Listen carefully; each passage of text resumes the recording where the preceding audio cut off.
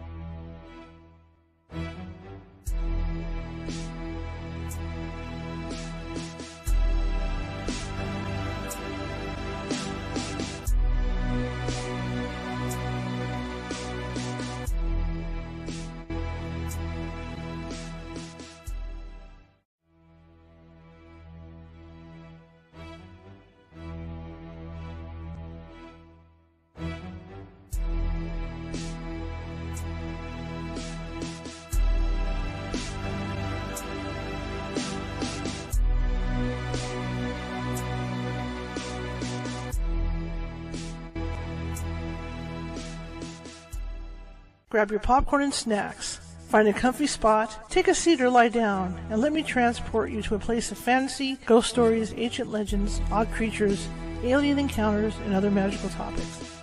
You may even decide to join the conversation.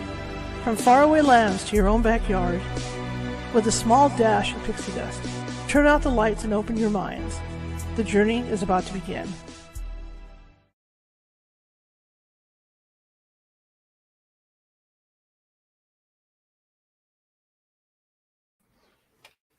Hey, happy Friday, everybody. How's everybody doing?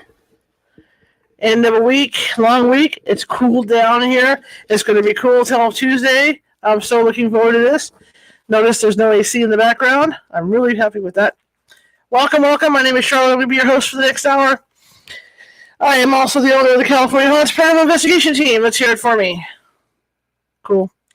We're 45 strong up and down the state of California, and which means if there is a you think you might have a paranormal need, we can get to you. It may take us a while. There's some turning. Everything's moving. Weird. Somehow this got knocked out of sync. I gotta fix this.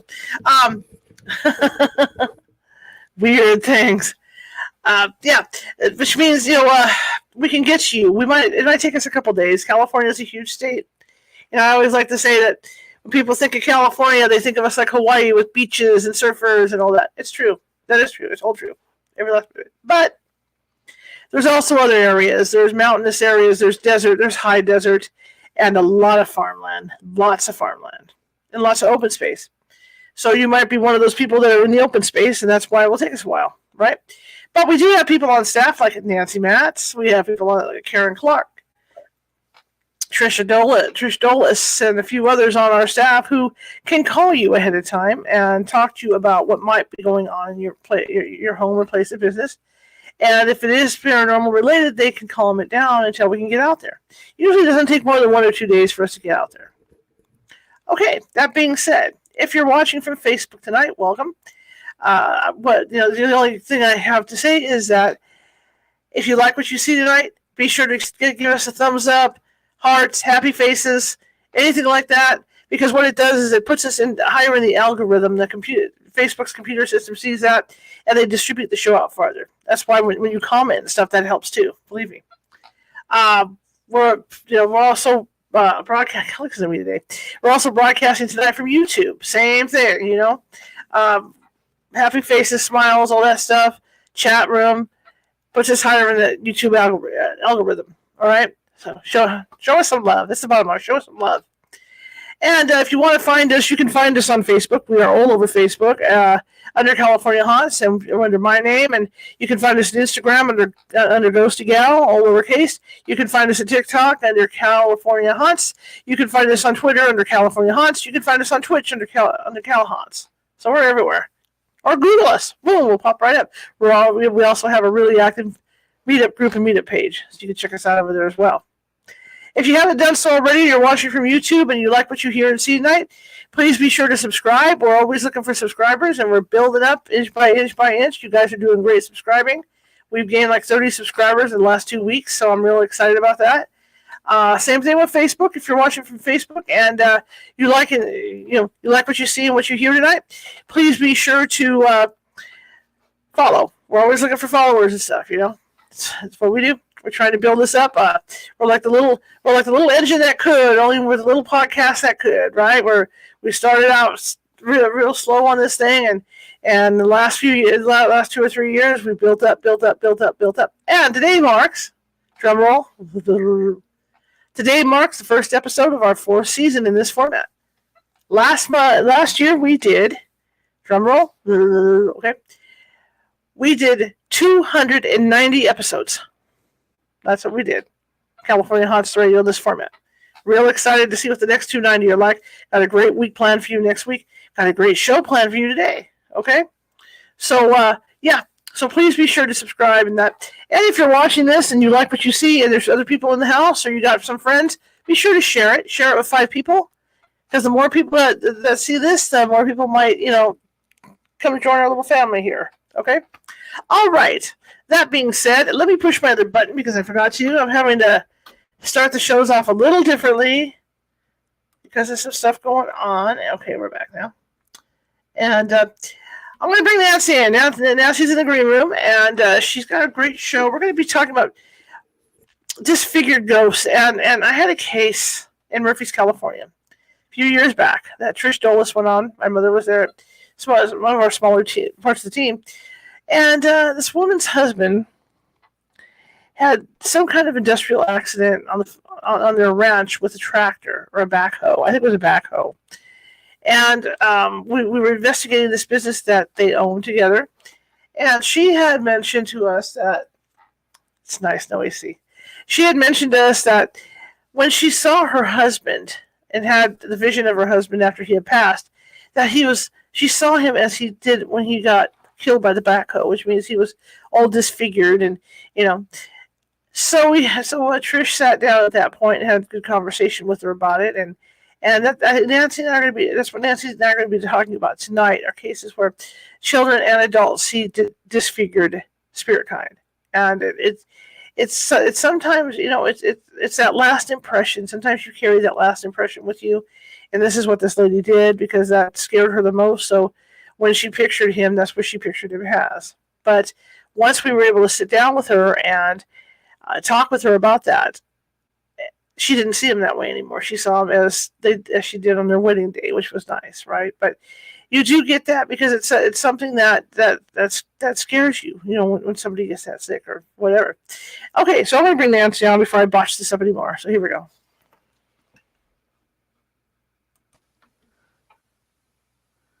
There you go. I can't hear you.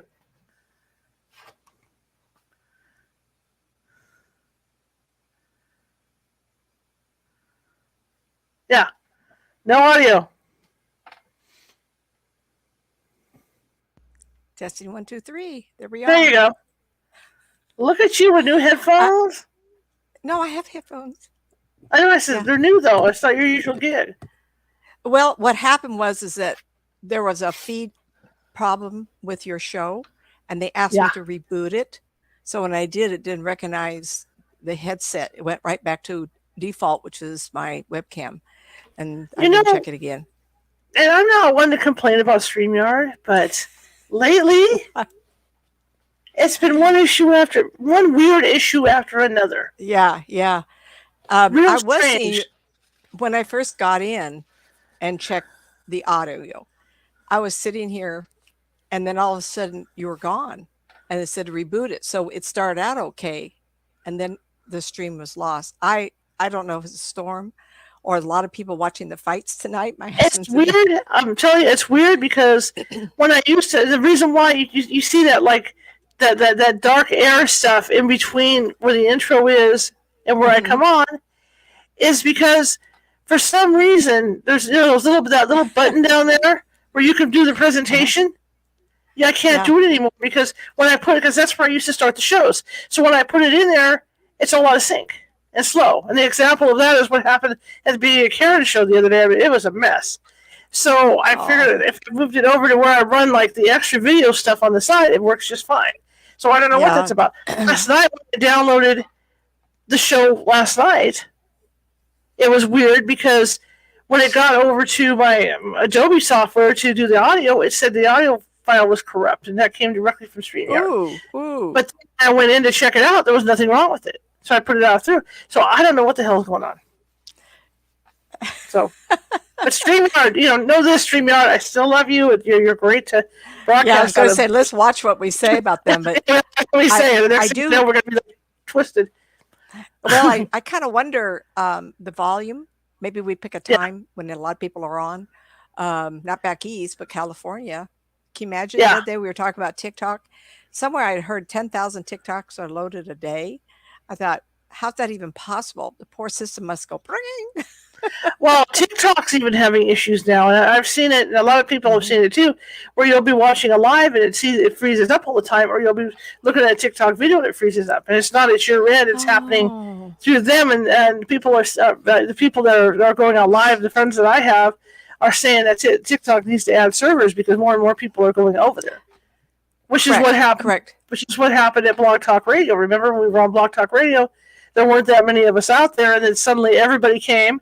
And the quality of Blog Talk went down, and that's when I started to look for TalkShoe and all these other places because, so maybe StreamYard is getting, starting to gain a lot of momentum or something. But I don't know what's going on. They were supposed to put out a ticket on it. I haven't heard a word. So I'm just going with it. Just like I told you about the show. I have it set up to go to 3 different pages, which is my personal page. It doesn't go to my personal page, but I set the shows up. I have to physically move the them over audience from doesn't. The audience won't care. Let's go on. No, it's just we'll talk about it. I know it's very frustrating that the audience may not know how much trouble it is to get the shows on. Yeah, things. Yeah.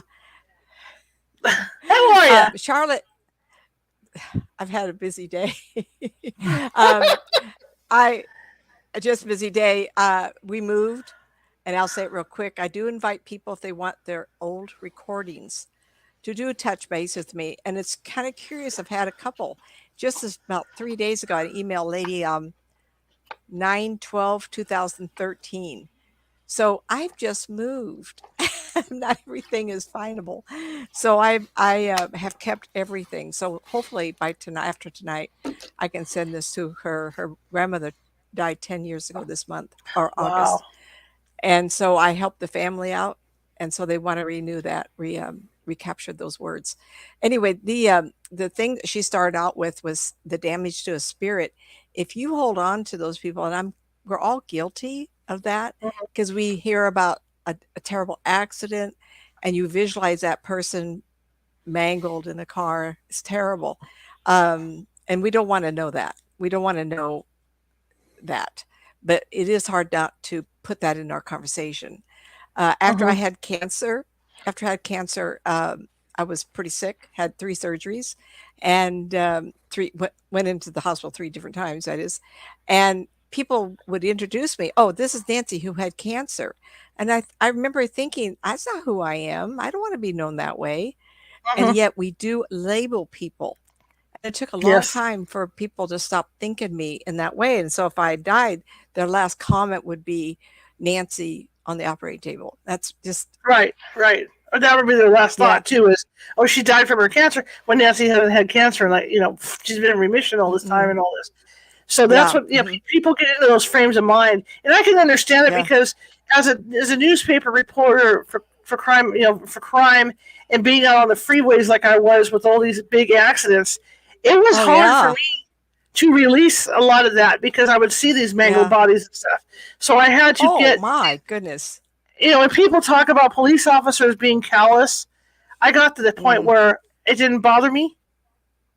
Almost callous with it because you see so much of it. But for the regular person who goes through that, like maybe you're in the car accident with this person and they get decapitated or something happens. I'm just saying, and that's how you're going to. Jane Mansfield.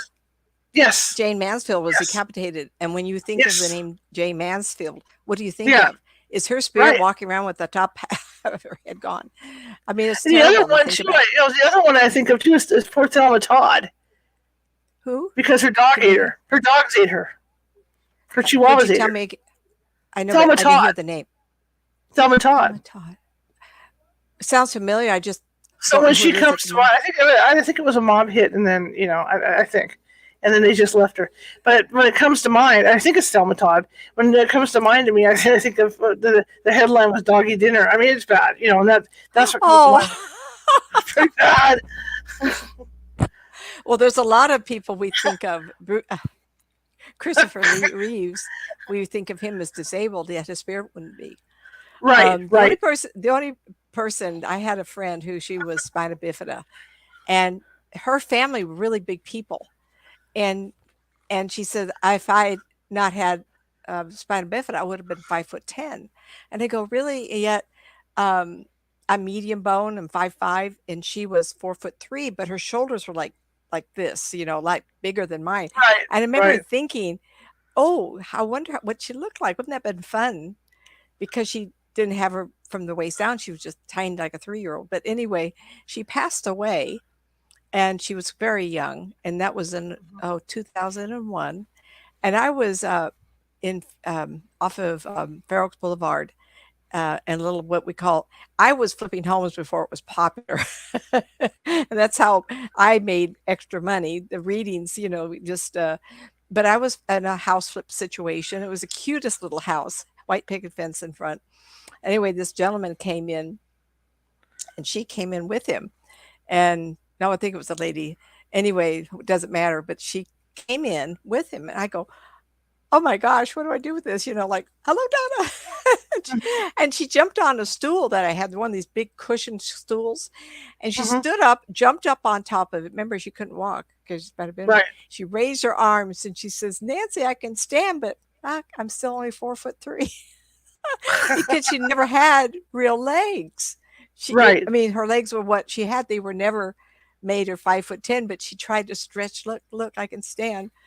And what do you do when someone comes in, they need to talk to you about something serious, and I'm laughing at her? It's like, right. Oh, Donna. She was so proud of herself for walking in, and I was watching her and not my client. Oh, it's bad. Well, that's how it works. A few times. That's how it works. That's how it works. I'm so sorry, everybody. When you talk about you, go ahead. No, finish your thought. That's funny. No, go ahead. You finish your thought. It's just good. I only saw her. Yeah. Go ahead, hon. What was your last thought? So you only finish because I was going to change and start shifting over. But go ahead, finish. That's funny. It is funny. Now, she was disabled. That's how we knew her.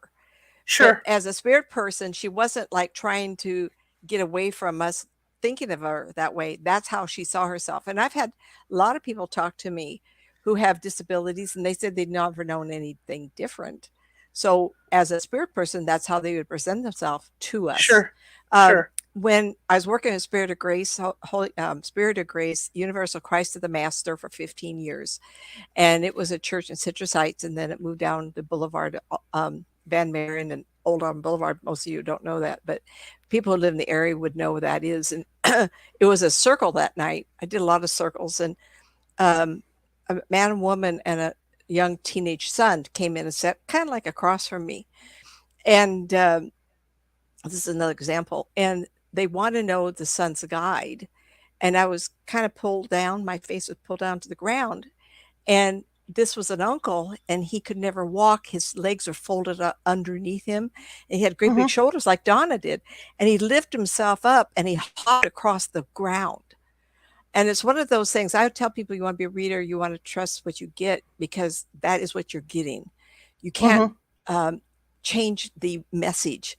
When I get something, and just a few days ago, I got something really obscure. I went, oh, God, there's that message again, right?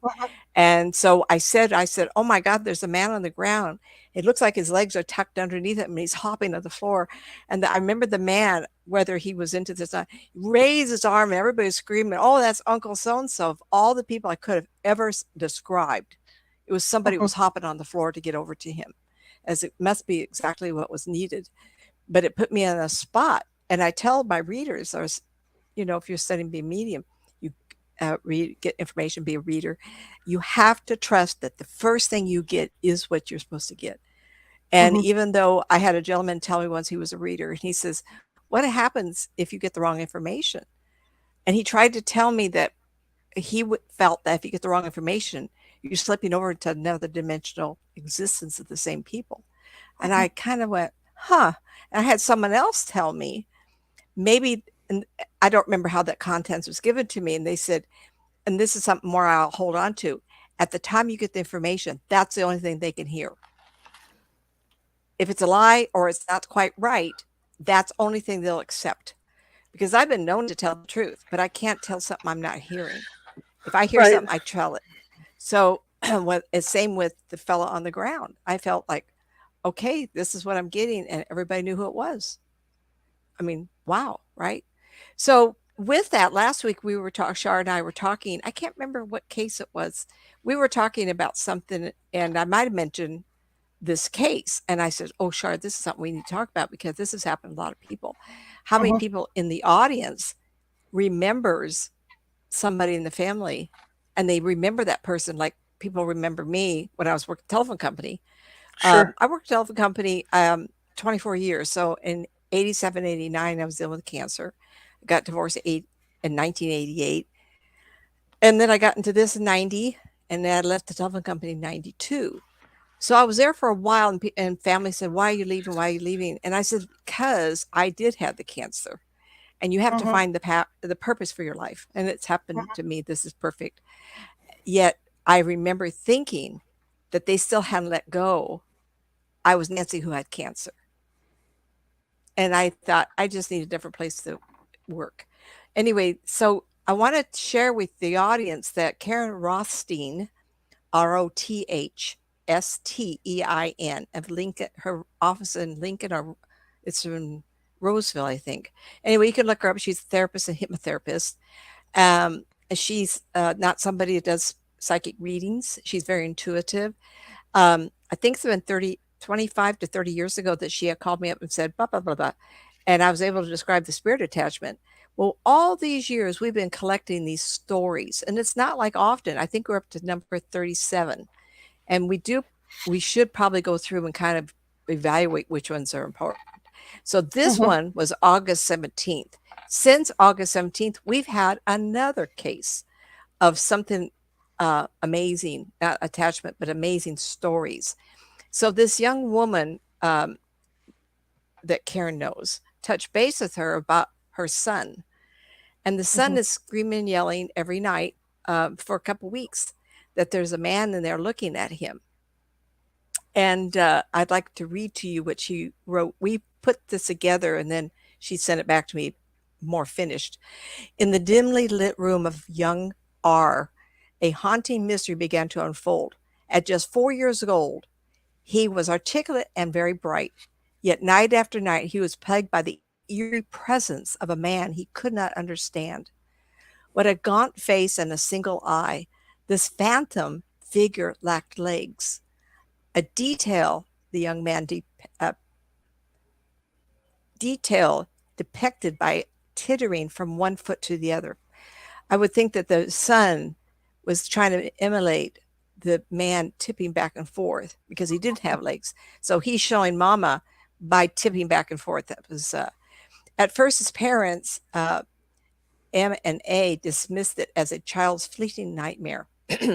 But as the nightly intrusions persisted, their skepticism began to waver. They tried to empower their son, invite him to face the specter head on, declaring it unwelcome. They even introduced monster spray, a calming concoction of lavender water, and nightly rituals to instill a sense of control in him. The mysterious man persisted in his visits. And then she called me. So here's more. When the young boy confided in his teacher, the mom was starting to find the narrative unchanged. There were no added flourishes or variances, just the same haunting details. Could this consistency be a clue that the entity was more than just a fragment of his imagination? Then she calls me.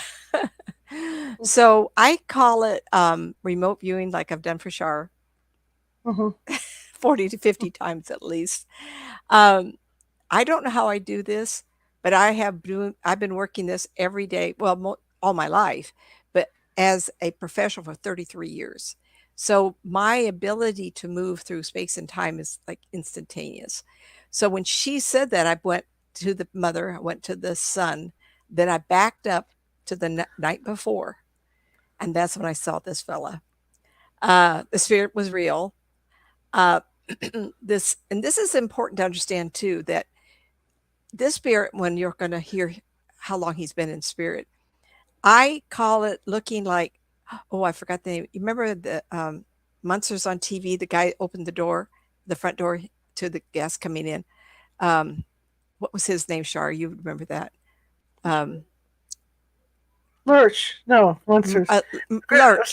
Lurch. So Lurch in the movie, I like making Adam's family, but yeah, Adam's family, yes. So the Adams family had this very tall, gaunt face drawn in of an individual. And I reference him because something for you who are listening can understand what he looks like. And he's almost a zombie to me.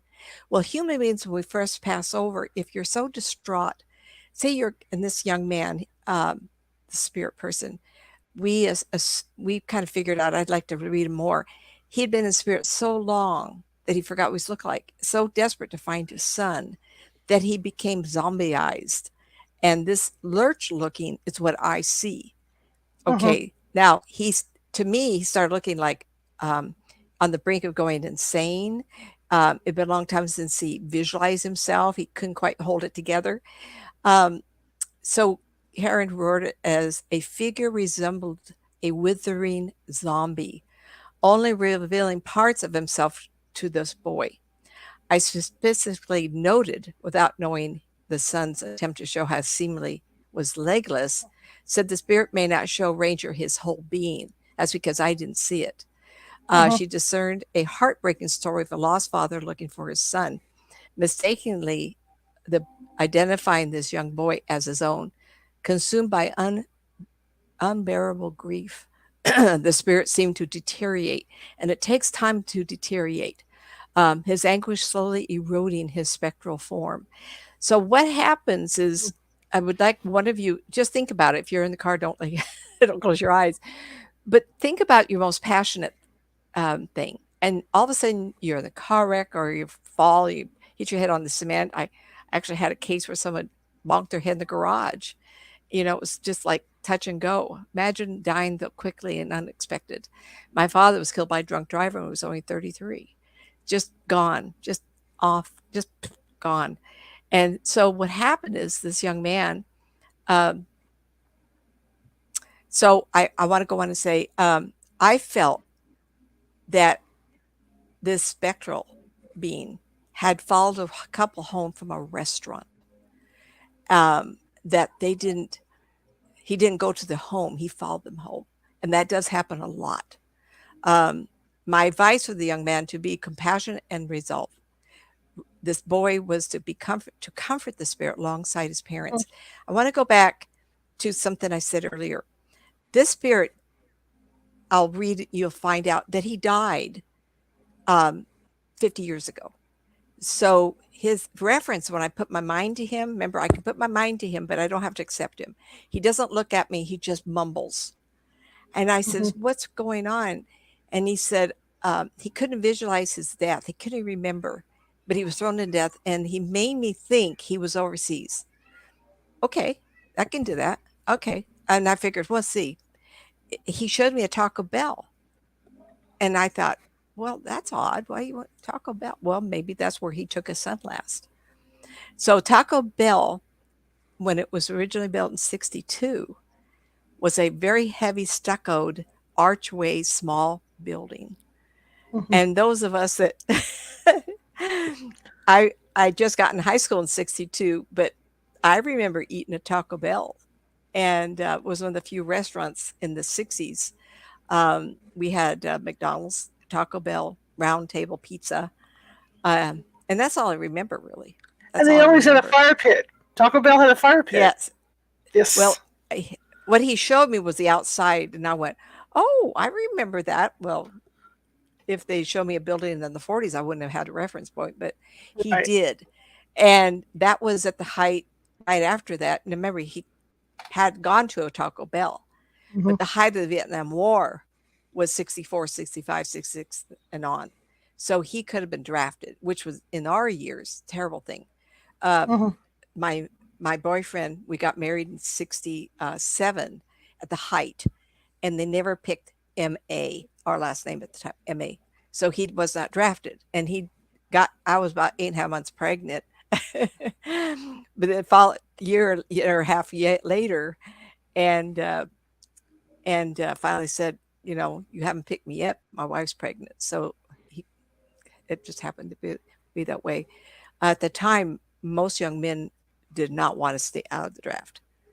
But we were good Catholic kids, and we got married, and a year and 9 months later, I had my child. So that was it. So I talked to Karen Rothstein, and I said to them, if a man had come into the house through the front door, crying and wailing that he had lost his son, and you didn't know him, what would you do? Call the police? You'd throw him outside? Or would you be really compassionate and talk to him on the porch? Say, let's go outside and talk. What's happened? What's wrong with you? Why are you crying? I've lost my son. I have no memory of where he is. Your boy looked like him in the restaurant. I followed you home. You would have to have some kind of shell around you not to want to be compassionate. So you would say, sit down, let's get a cup of coffee. I'll tell you where you are. Just be very sympathetic, be curious, want to know the story. And I told Karen to relay this to the mom and the child. So we told her to say that if someone came in the house and were crying because they lost their son, how would you feel? And little boy responded positively. And so they made a pact that that night they were going to go in there and talk to this poor man who lost his son, that you're not the child. And the man may never find the boy because he's an old man now. Mm-hmm. He'll never be that little boy. And remember, this little boy is only 4 years old. And that's how this man remembers him. No matter, I don't know what the couple looks like. I don't know if the boy's blonde or brunette. Doesn't matter to me. But this man recognized him. Um, to confront the spirit alongside with his parents, clarifying the mistaken identity and urging the tormented soul to seek his son elsewhere. Remember, you cannot fix this. Right. You cannot help him. You cannot wake them up. You may think you can. If they've been in their spirit long enough, you make a suggestion. I helped a woman pass over. She died of disease in a house, just languaging in a bed. And when I got there, the aunt or somebody was in kind of like in the wall, and she's looking at me desperately, desperate. And I went, well, someone's already here. So I told the spirit, look over here, and I just pointed, and the woman recognized her, and they left. This fella, when we were talking, there was nobody I could see, so there's no spirit standing there. Now, why is that? Why not? It's not for me to know. I don't know why. Either that, or he's blinded, and only time will he then wake up. At some point, careful, everybody. This is my belief. Everybody out there does this. We have our own belief. He's either going to go into insane, and that's when I would reclassify him from insanity to a ghoul, but you may call him demon. That's because he's insane. And I don't know what insanity does to each individual out there, but they get so desperate, he'll just go flaying around trying to find his son, which he may never find. And at some point, I think they get to where it occurs to them they're not been successful. I just don't know. I think there's so many situations that I've helped a lot of different ways. When people don't pass over immediately and they are not insane, that's recent, if you can associate them, find who they are with somebody they might recognize as a living being. But this young man showed us Taco Bell. And even it's been 40 years, anybody he would have recognized would have grown old. So that, fudge, I forgot to close my emails. So the mother and the father had an agreement they would be very calm. This is a man who's lost. We're going to be very sympathetic. We're going to be very calm. And we're going to say, we are not your son. He is not your son. This act of understanding might need to be repetitive. Maybe the first night, the second night, third night. You do it every night, and you do the same message, say the same thing. And this is Karen's wording here. In this dance between the living and the supernatural, compassion and firmness becomes their guiding lights. Will this family be able to free both themselves and the wandering spirit from this haunting enigma? Only time will tell. Good point. So I did ask that she put this in. Interesting, you mentioned he might have been a Vietnam War veteran.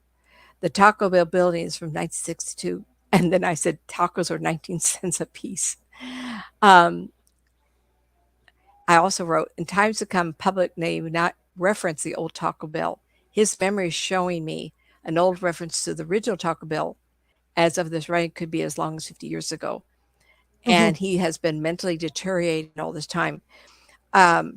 She was able to talk to her. And the point I was trying to make was, at this point, the mother and father, we think of ghosts, we think of spirits as something outside of us. They're somewhere else. Oh, you have a ghosting home. How fun. Let's watch a movie with a ghost in it. How many times do you think of those people, spirits and ghosts, as living human beings without the garment of flesh. They are people. They just don't have the encumbrances of the flesh. Okay. And once you really realize that, then we can talk to these people differently. And the ones that are saying, I watch a lot of shows, and every once in a while I'll go watch something that's a ghost investigation. I'll go to a insane asylum or institute of some sort. I go, well, why are you there? You're going to hit up with a lot of loony toony spirits. They're going to be kind of insane. But they do, and they want to call them demons. I go into it with somebody and I touch them in my mind. I go, well, calm down. We can't understand you. And they go, what? She's talking to us like a real person. They go, oh, wow. And sometimes you got to talk to them like they were really alive. Even if they're insane this time, you go in there with compassion, curiosity, compassion, and then sympathy. I give you all the sympathy I could possibly give you. I'm so sorry. And that's why I told her, I says, you want them to say they are so sorry you haven't found your son yet, but we're not the family for you. You need to go on. So this happened. I think Karen got back to me 3 nights in a row, and it's been the 17th, 20th. So we've had 10, 11 days of no spirit. So he moved on, but it took him 3 nights to figure it out. That's really hard for people to understand. That how can they understand if they're insane? That's because you have to talk to them in a calm, compassionate manner. What, Shar? You want to say something? When you say moved on, to clarify for people, what do you mean move on? Did they just move on to somebody else's house, or did he cross over, or what? Yeah, I suspect he might have gone back to the same restaurant. Okay. Because that would have been the place he remembered being last. Right. So as a spirit person, it's instantaneous. You think of some place, you go somewhere. So where he was, he probably went back. Okay. The other thing I found dealing with these types of energies is something Sabrina taught me when I was first working with her, is that they're upset, they're trying to find what they're doing, and like you say, calm things down. One of the ways she used to do it, she would give him a flower. To show him a flower. Something to distract him. Mm-hmm. Yeah. To get their mind off of it. And then she'd use her mind to send the smell of the flower over. It could be a rose, it could be whatever, but then they would calm down because they remember the smell of that flower. I don't do that as often as much as I apologize, everybody. I have sore throat again tonight, so it's all, we've had so much rain, you'd think I would have it. So my voice is off again. No, the allergies were bad today. When I got up, my head was pounding on this side for sinus problems. So it's the allergies, the weather. I don't like sound like this. So when I'm doing an investigation, even if I'm doing showers and I've done other groups, and if I'm in a sane asylum or institute or a hospital where people have died and it's been terrible, in a soft voice, when I touch them, I say, calm down, talk to me, and try to get the conversation going. When I was telephone company, I was trained to be a service rep. And I don't know why I wanted to do that, but it sounded fun. It was early in the career, and they gave me all this training. And the training was to be able to talk to people yelling at you and being angry. And I went, wait a minute, I don't like people angry with me. But it was the best training I ever got. When I became a supervisor, I remembered some of these techniques. Is when you're talking to somebody, always smile. Hello, I'm so sorry. Don't frown and groan. And then the other thing is, when someone's yelling at you, or whisper, soften your voice. So even a spirit, if they can't quite understand you, because when I put my mind to someone's energy, they go, "Who's there? Who's there? Hello, how are you? What? And they'll turn around and try to pay attention. Now, I want to say also, when people done an investigation, this is the one time I remember, but I've done it several times. People call me up, did you do that to me? Because I did feel different. I don't remember, but if someone's there, I'll just grab them and throw them on the ground. But a lot of times, if I can't recognize, and it's just a blobby thing, I don't always know if it's emotional baggage that's left in the residence, or it's a spirit that has lost their complete identity, and they're just looking for a piece of meat to grab onto.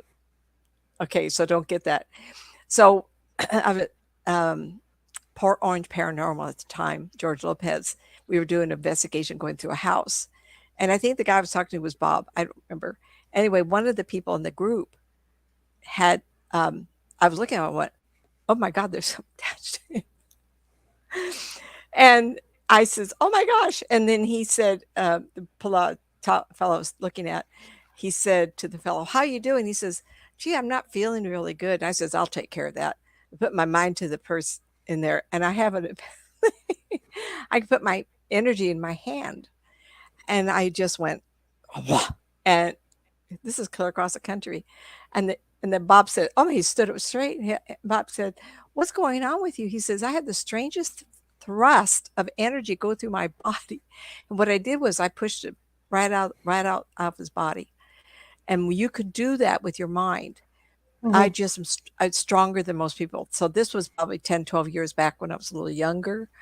I don't do as often, but if I find what we call a nondescript blob, that there's such a thing as people who fight a lot in their homes or are grieving a lot. It's actually my first husband was police, undercover narcotics, illegal medical devices, and fraudulent doctors. And he would do investigations. He'd come home, and I didn't realize what was going on with me. He'd come home like a leopard with big, black, dark charcoal color things all over his body. And I thought, what is that? It's like, I couldn't get it. Well, now I know.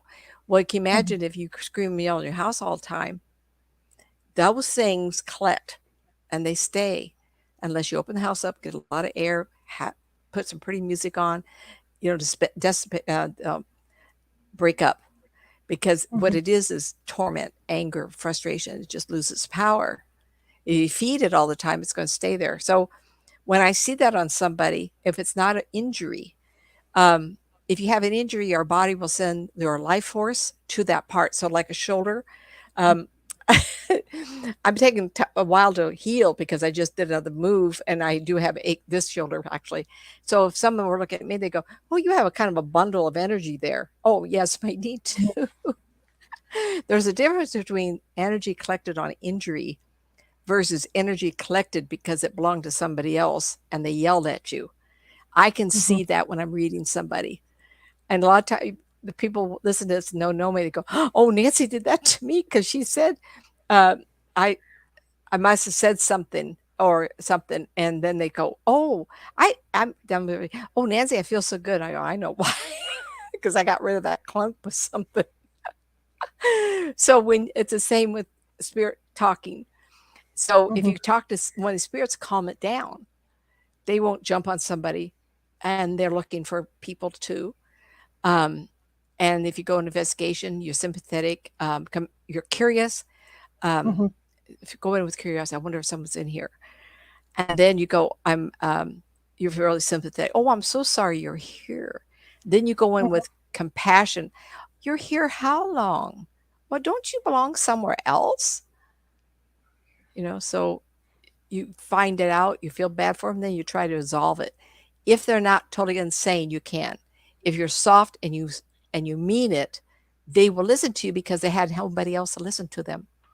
They're isolated from everybody. They're afraid. So if you think of them as somebody that was alive, if you had come into a room and they weren't crazy, maybe you'd like them. Have coffee with them. These are just people.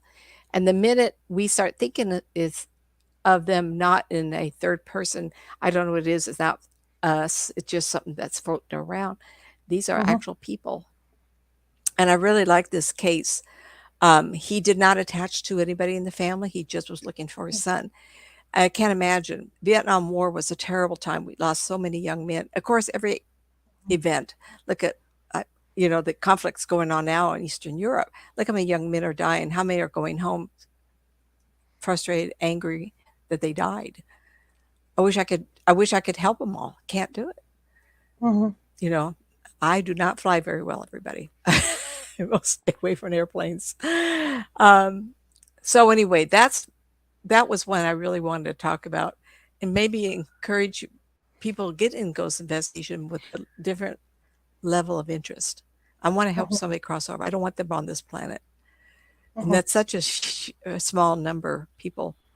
Okay, Shar, any other words on that? Well, when you think about that, and here's a question I have. He's looking for his son. His son is now an old man, or in an older age. At some point, I mean, he's either gonna, maybe he'll get lucky. He'll find him, at some point. Maybe the son's dead already, because I've done cases where, these old hotels where the mother dies sooner than the kids, but the kids do die, but they're on different planes, because they died at different times. So, at what point they're I don't know, they're doomed to forever wander or whatever, looking for each other. It's really sad, actually, because like the one hotel we did, the mother was in the kitchen, but they couldn't see her because she was in a different interior plane than they were, even though they were in the dining room. It's a tough one. That's a really good point, because everybody knows I live in a haunted house. And we moved, and this fella now is here also. And I talked to my husband about it, because he's the one that saw him initially. And I thought to myself, why are they here? And I think that sometimes when we first pass over, if we don't immediately pass over, then we'll go to what we remember last. And I think that sometimes they do that. The other fella, that house was built 40 years ago, 45, I don't remember. And his whole ego was based on that house. It was a pretty nice home. So sometimes they would rather be there than in heavenly realms or traveling around the world or other planetary. And maybe they are waiting for their relatives to finally pass over, the children to die. Then they will join up with them and go on. A lot of different reasons. I had one real estate agent call me about wanting to show a house. And this was kind of interesting. It was in Shasta, Mount Shasta area. Of course. And this was just saying. These are all true stories, everybody. I can't make it up. I have to say something. Anyway, so he called me up and he said the guy died in his house. And then I said, yeah, and he's still there. And he says, why? And he says, well, I said, he seemed to be addicted to something he had. Well, the guy wasn't addicted to anything. Check it out. So he was standing in one room, and the kitchen was on the other wall, come to find out. And he talked to the real estate lady. And the real estate lady says, oh my God, his refrigerator was full of chocolate. He had chocolate in the freezer. He had chocolate in the refrigerator. I had another client who was a chocolate fiend, but he had been on, I don't know if he's alcoholic, but what you do is most of the time, I'm not going to say this is unusual story. I don't know too many men are as addicted to chocolate as some women can be. So I kind of he was addicted. I picked up he was addicted to something they couldn't take with him. And I think that he might have been an alcoholic or some other thing that he ate chocolate instead. And all he could think about was he didn't have his chocolate. And that fear of rolling back into an addiction kept him in the house. So the real estate agent confirmed for me, but the agent couldn't understand chocolate's a big deal. It is if you have a refrigerator and a freezer full of it. Yeah, that's addiction. But I said, I don't feel like he's going to be any problem. He just wants his chocolate. So what happens is he just stand there until he figures out he's not going to get chocolate? That's a good question. Yeah, I mean, when they cross over, can't they manifest that stuff? I mean, like, my mother loved her sweets and whatnot, and of course she got diabetic, she had to cut back on them. But once you die, I mean, can't you manifest that stuff on the other side? So they don't eat. They don't eat. How many people have watched the TV series called Ghost? Right. It's a house full of people. Well, what they imagine they can smell.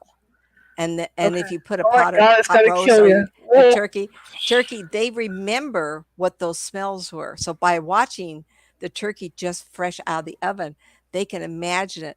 This is true. Over these years, there have been a couple of things that keep popping up. And I thought to myself, odd. Well, everybody knows I like coffee. And I like the smell of coffee. This is weak, so it's not like just potent, but it's fresh when you cook in the pot. I just really like coffee.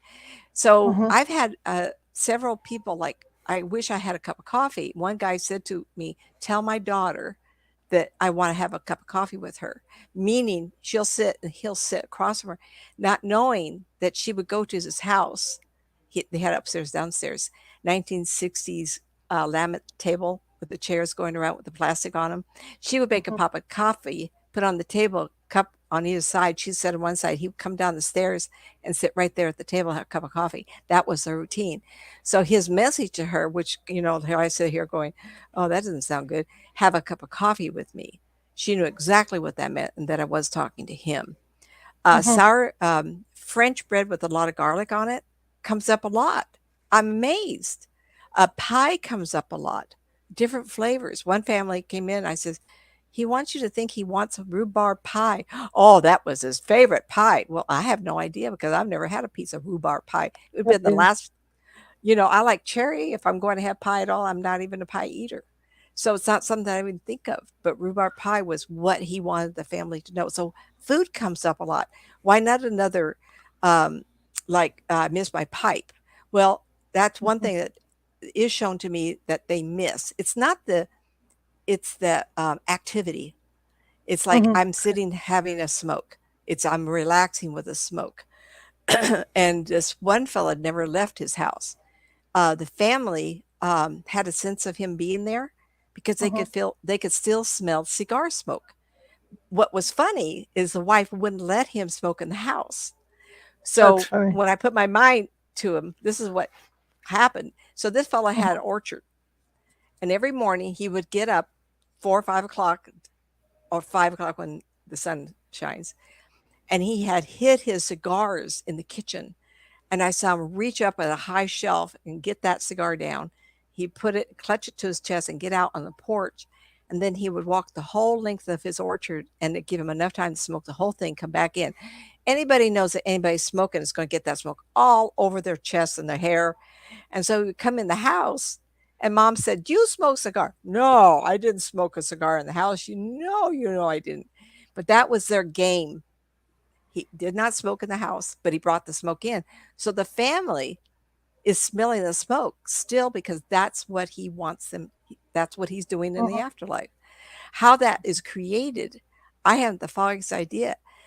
But to me, and I tell people very carefully on this, that is his heaven. How Right. much enjoyment did he get smoking that cigar first thing in the morning? Did it kill you, fella? Didn't matter. That was his heaven. That's what he liked. Right. And Right. Right. and Right. those funny little things that they people like to do. And I'm constantly reminded, what is it I like to do? Like I have a spa. I love the spa. Yeah, I Mhm. like the spa.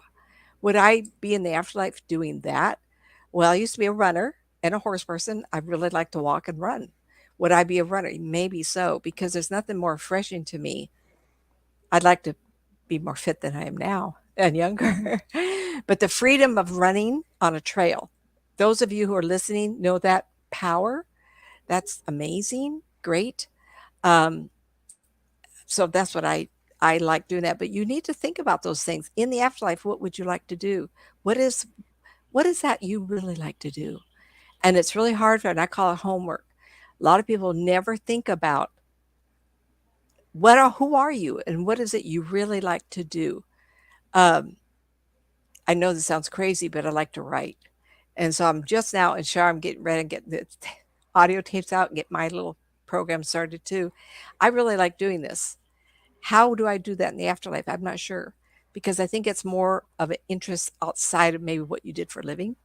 I don't know how you could do this. I do love it. Um, most people are retired by now, and I'm still at it. So we have to decide who you are as people. A lot of people my age group would say, "Oh, I want to be around the children." Mhm. I've always lived a distance away. Um, I certainly would visit children, but you're not going to do that day in and day out. Maybe some moms in the chat room or listening say, "What's that woman? She never even brought up her children." There's something to be said about being nosy. I Mhm. would not want my kids to think I'm hanging around them all the time. Mom, you're not, and my son is very, very sensitive. he would know I'm watching him all the Mom, leave me alone. I'm okay. Go away. So there is a point when you have to be discerning on what you want to do in the afterlife. Can you be around the grandchildren? Absolutely. How many times have I heard of children 2, 3, 4 years old? Hi, Grandma. Hi, Grandpa. Yes, absolutely. Wow, we got somebody from Birmingham, UK in the chat room. Welcome, Colleen Yates. Welcome. Oh, hi there. I have some clients there. I just went and looked at the name real quick, see who it was. I had a question about this. Like in the case of this gentleman that's looking for his son, you know, I mean, he's walking the earth trying to find his son. I mean, maybe his, you know, for all we know, his wife has already crossed over. Is there a way to get her involved to help him cross over? Clearly, she must have tried. Okay. But remember, in the throes of death, you may think of your wife, but I have yet to talk to somebody who hasn't thought of a child. Okay. He's abandoned his son. That's what he's thinking. So unfortunately, the last thing he thought of is that he can't be there to raise his son. This is a very, and not everybody thinks that way. Oh, my wife, of course. But yet, he's after looking for his son. I imagine the wife was probably standing there. Here I go. It feels like a woman was trying to greet him. So mother, grandmother feeling. He wouldn't have anything to do with it. I got to get to my son was probably his last thoughts. Really sad. Okay. This sad. This sad. Yeah. So, I mean, okay. So he's going to wander the earth looking for his son. So what happens when the son dies now? Are they going to meet up finally, or is this just going to be a constant wander? That's a good point. I guess I wouldn't know everything. If the son has been told all his life that the father adored him, if there's pictures to remind him. And that's an interesting thing, because my father died when I was 6. I was 1 month short of 7. He is not constantly in my mind. For a lot of years, I could feel him. I still feel my mother a lot. She died in 2009. My mom loved me being on stage. I was on stage a lot, and she would show up a few times in the car while we're driving. And I mean, it was all the time. And I'd tell her, I'm headed out, Mom, I'm going to do an event or entertain or whatever. And she felt like she would show up. But see, that is a constant, I love what my daughter's doing. The audience doesn't know I went to Portland, Oregon, and she was living in a 7-story senior place. And I went up there. It was probably 07. She died in 2009, I think. Anyway, for about I entertained a bunch of people, 30, 40 people, who knows. And because it's a 7-story building, everybody wanted to talk to my mother's daughter. Anyway, she called me and she says, "Oh, I'm so popular." I go, "Why, Mom?" She says, "I just told everybody you were my daughter. You were entertaining everybody. She was popular." So she's been around me. So of course I would she's going to greet me. Absolutely. But will I think of my dad as a spirit person? I will look him up if he's there. Now, maybe he's come back because he's not constant in my life. Now, if you have pictures around the house, I'm 75. I was 6 years old, 7. So 68 years ago, if I live another 10, 15 years, he's not in my mind. See? So his son may be in the minds of his family and his mother. See? So it's kind of relative to the exposure of who is around you. But maybe he'll, in the afterlife, he'll say, "Well, why isn't Dad here? Or where is he?" And all he has to do is think about him. Maybe he'll show up. I'm your son. And the man won't even recognize him. Right. I was a baby when you left. Okay. Yeah. It's pretty sad. I'm depressed now. I need beer. I need beer now. That did it. You don't even drink beer, do you? I don't drink beer. I'm just saying, if I can drink beer. The audience doesn't know.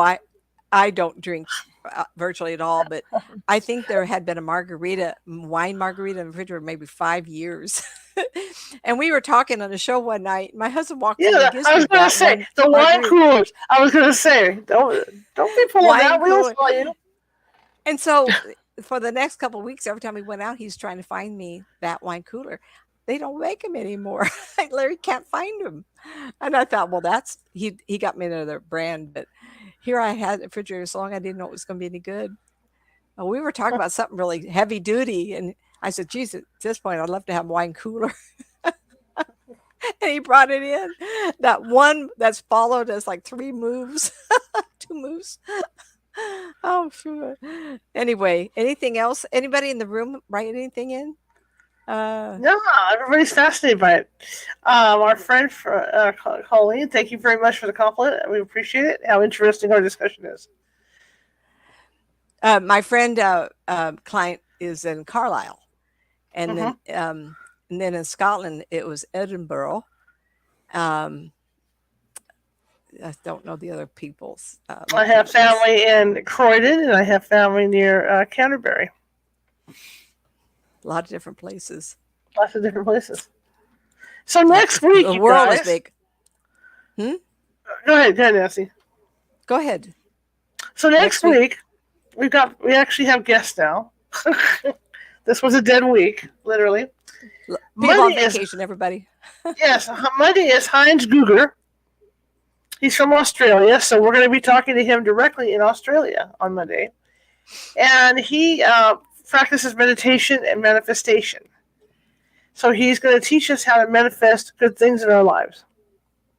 How to put stuff out there to the universe. So that's going to be our Monday guest. So be on the lookout for that. 6:30 p.m. Pacific, usual time. Sunday, I'll be back. We're in the middle of it. We just started a new book, and oh my. And it's another one by Mary Muter, and boy, does she have some stories of past lives for people. I mean, there's some really good ones in there so far. The first 2 were incredible. So I kind of started it last night. So we'll be continuing that Sunday at 6 p.m. Pacific. So we got that going on. The meditation club. We're doing a meditation club. It's a monthly club. You get to meditate guided meditations 3 to 4 times a week with me as your guide. And you can pick that. You can check that out at the California Haunts meetup site. Just type in California Haunts Paranormal Investigation Team meetup, and it'll pop right up. And under events and meditation club. So it's been an interesting day. That was a great conversation. We could talk for hours about that. I mean, it could go on and on and on and on. And I've run into a lot of cases over the last 18 years, that are similar, of people looking for a loved one, because of their death and stuff. It's really sad. It's sad to see it. Well, we came across that in the cemetery tours that I was giving. Yes. And we talked about last week about the fellow that's sitting on I think it was a brick wall, a little wall. Yep. And he was sitting there, and we walked by, and he looks up at me, and he says, "Where's my wife and child?" And I looked at Shard, look around, I go, "Oh, fudge. How long you been sitting there?" Yeah. And they just took a time, Yeah. Clearly, he'd been there. His clothing looked to be pretty old. Yeah. So that's another example. I think it happens more we want to admit to. And I think our lives are full of spirit people, and we don't even know it. People walk into, you had a call today of someone that thought she might have walked into a spirit, and we came to a conclusion of rift and some kind of space distortion. We really don't know for sure what it was, but I think when we walk through somebody or they walk through us, we get the chill real quick, or hairs stand up on our end, and we go, "Wow, what was that?" Well, guess what? Someone just walked through. They're oblivious to it, but you may not be. Right. And, absolutely. And someone said to me, "Oh, Nancy, how can you possibly think there's so many spirit people? We have more people alive today than all of history." And I go, I think we've had 3 different civilizations. So those people are here too. I think we've had so many people live and dead. It's just, we got 7 billion people on the planet. I know there's a lot. Oh, is it only 4? I thought it was only 4. Someone said 7 on a TV show the other night. But we have a lot of spirit people roaming around. I don't know where they all come from, if there are not. Yeah. Anyway, that's that. Go ahead. Okay, guys, everybody, give us a thumbs up if you like the show. Show us some love. Shar. Show us some love. Yeah, show us some love. Show us some love. And sign up at my channel, Nancy Matz Psychic. I'm going to be starting my so mine will not conflict with Shar's. All mine are 33 years of readings. I'm going to arbitrarily start picking them, talking the story. I've talked to dead people half the time, probably. So all these stories are going to be starting to come through. Give me a couple more weeks. I just moved in here 5 weeks ago and starting to get antsy to get back into it. So if you want these stories, let me know. Sign up over my site, everybody. Okay, Shark, go ahead. And Karen and I should be officially launching that show, the Unnamed Show, within the next couple weeks here. So like I said last night, I don't know, or the other night, I don't know if we're going to be doing it through this or if we're going to do it, directly on YouTube. I don't know how we're going to be doing it yet. I haven't decided to do it yet. Yeah, I missed the word. Was it you two are going to be doing together? Well, we did the Wednesday night, that reading show, where she's going to read like Nicole reads and stuff on current events kinds of stuff, yeah.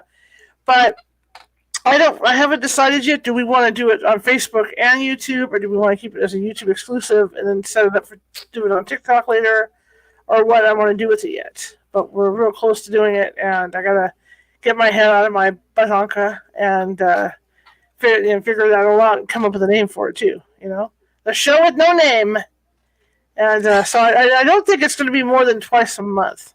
I think we're just going to keep it down twice a month to do it. So we'll see. I think, let me give you everybody. I think when you do a readings, whatever she's most comfortable with and likes to do. Now, everybody says, Nancy, why aren't you doing political stuff? I'm too busy. I get people calling me with the stress and death, dying, grieving, and stress and recovery, let alone everything else. My mind is too full. Now, unfortunately, I do have people asking me, and I will tell them what I get, but it's not something I'd seek out. So make sure that Karen likes what she's going to read. That's really important. Exactly. I really don't want to go there with politics. I have my own opinions. And there's a lot of political psychics out there, huh? And I did a lot of stuff for Facebook initially, when the world turned upside down, as they say. And I pulled it all off because we're doing it here because, I'm a newspaper reporter. I admit it, I have to cover a little bit of everything, but I try to keep politics out of the show, and I'm going to continue to do that as much as I can, unfortunately. So what do they say? Religion, mother, politics. Religion, it's an apple pie or mother, I think. Yeah, to not have those conversations. So, with this show and when in this work that I do, to me, it's like there's no, when I go out and meet a client, I don't care what political affiliation they are. I'm there to help them. And I'm here to help. I never asked that. Right, and I'm here to help people with their ghost issues. That's what we do, and that's how I see it. And I don't care what political affiliation you are, unless you're putting a white thing over your head. That's Whoa, that's political, honey. yeah. So yeah. I mean, I don't care if you need help. I'm going to help. It doesn't matter. It doesn't matter what those beliefs that I have. I'm not going to put them on the side, put them out there. So that's how I see it, and so I'm going to continue being that way. This is a halfway neutral show, and I'll stay neutral. So you're going to want Karen to talk politics. Like I said, it has to be absolute. So everybody wants you to tune in and find out what she likes to talk about. Yeah, I want to talk to Karen about stuff. But the thing is you have to be careful because I was hoping, because the other people who I don't remember what the show name was, they were doing current events like with that sub that sunk, which is fine. The problem you've got there is there's so much news about the sub that it's hard to shelter the psychic from that stuff because it's blasted all over the internet. So you really can't go by what information they're getting because there's so much out there. So that's why I decided consciously remember something. Mm-hmm. Yeah, that's why I decided to do it on a cold call on a place that we've never investigated before, because that's that makes it easy. And then there was a temptation to lead the psychic, for the answers, and I had to really watch it. How I did that, I had to word things really carefully. So I'll be figuring all that out in the next couple of weeks. I have no problem with doing it with dead celebrities or whatever, but I'm not gonna be the Black Widow and jump on the dead celebrity 1 or 2 days after they die. Careful where you're treading here. Yeah, so I'm not going to be doing that. So I'm going to just figure it out. It's stuff I have to iron out and stuff. It's new territory for me. I mean, Nancy and I have done this stuff for years, but but it's always been in this kind of format. Let's do a special on this. We've always done it that way. I've never done it like full bore. So I'm just trying to figure out how to approach it and do stuff like that. And if you're watching from something she likes, yes. And if you're watching from TikTok tonight, if you're convert, I am 500 away from being able to broadcast TikTok on my laptop, which means this show will expand when I get to that point with the 3,000 followers on TikTok. When I get to that point, this show will be shown on TikTok as well, live. So we're getting there. Baby steps. Lots of work. Let me get a thought on the air, and everybody send a note in. I sent her a little clip the other day. Why don't you explore haunted amusement parks? That's cool. Yeah. How's Absolutely. that for an idea? Yeah. It just popped in my head. Maybe something's going to come up, and that would be really fun, because all across America, you have people who love to go to amusement parks. And if you talked about it, wouldn't that be fun? Because she would validate what you find out. That would be a blast. That would be so fun. Please. That'd be fun. That's absolutely fun. And so, restaurants. Yes. Where people that would be fun. And do restaurants. Well, like I said, I am starting that little show on TikTok called California's Most Haunted. Okay, so I'm looking at different things like that. First one we're going to work. Like I said, across the country also, because people. So we can start out that way and start rolling with that stuff. So away we go, right? The possibilities are endless. All right, guys, it's Friday, and again, I'll see you guys Sunday at 6:00 Pacific. We'll be reading Mary Muir's latest book, or not her latest book, but that secondary book to the Book of Buried Letters, which is interesting because it's all about past lives. So, wow. Okay. Let's get the I've enjoyed this. Thank you. I'll get you Nancy's contact information and all that good stuff, and we're going to call it a night. Here we go. Okay. Websites, nancymatz.com, all lowercase, nancymatzauthor.com, the M and the A are capped, youtube.com/nancymatzpsychic, the N, M, and P are capped. And Nancy's written some books. Help get me out of this funk, Nancy Matz.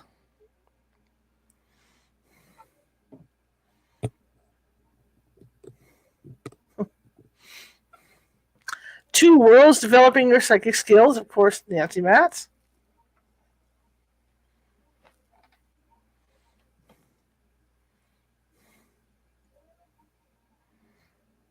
And The Unwilling Sacrifice by Nancy Matz.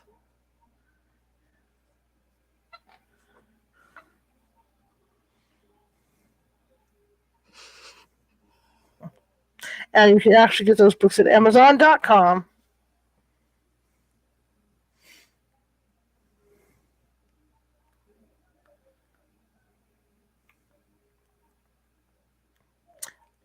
And for those of you that might be new coming into the show, I broadcast Sunday through Friday. Sundays are a reading day where I read a book, and so it's kind of get your week started. Maybe you're having dinner or something.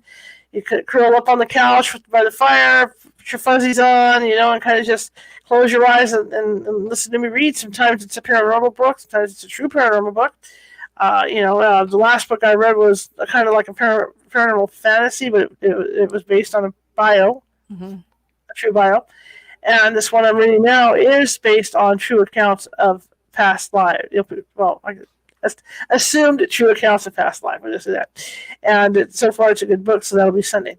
And the rest of the week, other than our Fridays with Nancy, the rest of the week we cover paranormal news items. And like I said, Monday is going to be about manifesting. And we have this week coming up, we do have a alien abductee that we're going to be talking with and things like that. And and because we didn't do it this week, Nancy and I have to get together this weekend, and Nancy is going to do a regression on me to see what happened when I experienced a loss of time.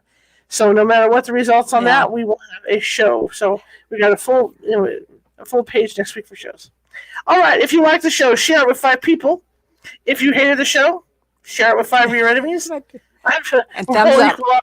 Yes, and a thumbs up. We want thumbs up and comments. We're all equal opportunity. Subscribe if you're on YouTube. Follow me if you're on Facebook. Follow me on Instagram. Wherever you find me, follow. Okay. So I will see you guys Sunday, and have a great evening, and have a great tomorrow. Bye. Good night, everybody.